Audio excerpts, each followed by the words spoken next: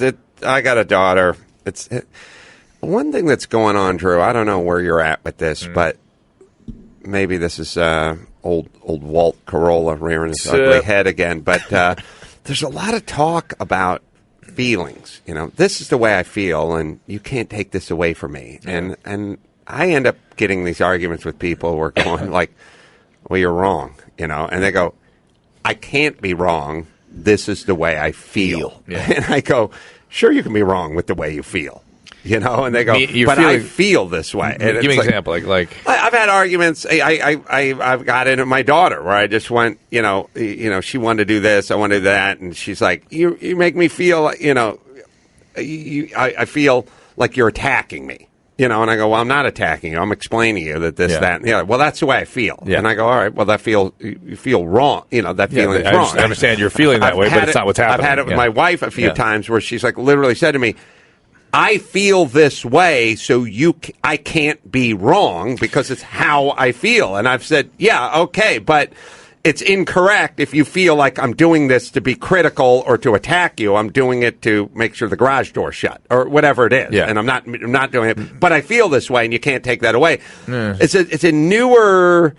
I think it's like a newer notion that we're putting out into the zeitgeist that if I feel this way, then but meaning if I feel that I'm encroached on, or if I feel like you're attacking me, or if I feel like your words are an attack, or if I feel like another gender or another race, or if I feel like these words are meant for me or whatever it is, then you can't deny this feeling. And my feeling is, fuck yeah, I can deny it. Right. And we should start. And people need, and Drew, just like you when you had your panic attack, you're like, "I feel like I'm having a panic attack." And I said, "No, you're not. Get the fuck back on stage." No, you said you're having, I don't give a shit. I don't give a shit. You're fine. Get up on stage. I don't give a shit about your feelings. It's a very different thing. I know, which I'm not saying be a cold-hearted drill sergeant, but what I'm saying is we're doing way too much feeling conversation. You're getting into complicated territory, though. No, really. I'm not. No. Just knock it off. Everyone's feeling like something. Yeah, tell your kid next time, Adam, say, "I feel like I'm paying the rent here at home." No, but I've had it many times where it's like, "Yeah, but what you said hurt this person's feelings." And I said, what I said was nothing.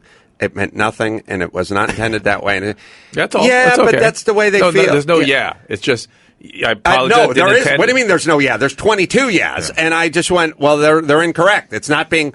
See, here's what happens. You say something. Yeah. That something gets balled up, added some flour to it, made into a different shape, and then spat at the other person. Right. It's not that's not the point. Then the person gets their feelings hurt. Yeah. Then the message gets back to me. What the thing you said that really hurt so-and-so's feelings? And I said, well, it's not what I said. I was asked this. Here's what I said. And I said, we'll talk about it later. And that was that. Well, their feelings are still hurt. Well, tell them to knock it off now because that's not what I had. Well, you got to understand. And it's like, no, I didn't because I didn't say anything and I didn't do anything. We're just moving on. And it's like, yeah, but and it's like, yeah, well, tell them to fucking knock it off and but by the way, whoever regurgitated it, added a little poison to it, and then spat it at the person, that person needs to drive into a fucking train. Get in your fucking Prius and drive into a train. Back to Joel. I would just say, I think, your daughter's been through so much. Why not get her a little evaluation anyway? I mean, the divorce and the movement, the school. Right. Yes, I think maybe you're sensing that more than anything. And who wouldn't need some help with support with that? And you're 10-year-olds are going to go through it anyway. 10-year-old girls are going to go through it anyway. 12-year-old girls, and 12-year-old girls. And now you're dealing with this, and that's fine. And Joel, your dad, who cares? Yeah, that's the good news. I mean, part of the issue, though, her mom is pretty codependent. Her mother's mom was an alcoholic, so she kind of grew up in that chaos. I just don't want that to sort of get passed on to her as well. And it does. This might be codependent behavior. It does. It gets passed on, no matter what. Until we kill off anybody who has alcoholism. Let's do it. Well, the only way to not pass on, I guess, is intervene with treatment. Treatment. Okay? All right. Thanks, guys. Can't she just fall back on her white privilege? I don't get it. Yeah. What's going on, Drew? Why is everyone squandering their white privilege? But yeah, feelings. You couldn't have feelings when I was young. You couldn't. It didn't matter how you felt. Well, how did your mom feel when they were running after in the woods with a shotgun? I don't. It didn't matter about that. It felt like that was life. Drew, way too much feeling talk. I agree. I got to agree. Well, way too much using feeling talk as a mallet. That's a problem. Well, what it is, hey, this guy's coming onto our campus to talk about some of his ideas that I disagree with politically. Yeah. Okay, I'm feeling threatened. Yeah. And then you go, oh, okay, well, let's rope off an area for where the people are threatened can go stand, by the way. And by the way, it's going to be a pretty big area because most of you are fat asses. But just go ahead and swallow your feelings over in this roped off area. And then everyone goes, okay. And then someone explains to you, if that's the way they're feeling, there's nothing. But no one ever says, well, shut the fuck up. Yeah. We're not roping off any area. You take your fat ass and put your bathrobe on and use the sash that you tie your bathrobe with. That rope off your own fat ass and belly and go eat some fucking bugles in your piece of shit apartment. How about you rope yourself off over there? Do we need to create a safe zone? What I'm saying is bugles. Shut the fuck up is what we need to say. I recognize your feeling.